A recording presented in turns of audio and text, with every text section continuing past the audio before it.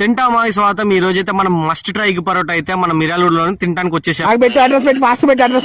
ఇది ఎక్కడో కాదు, మన సాగర్ రోడ్ లోని కరాచీ బేకరీ పక్కనే ఉంటది.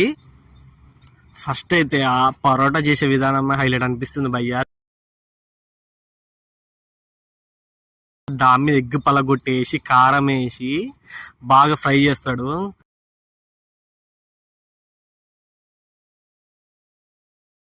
బాగా కాలిన తర్వాత మన ప్లేట్లో పెట్టి ఇచ్చేస్తాడు భయ్యా.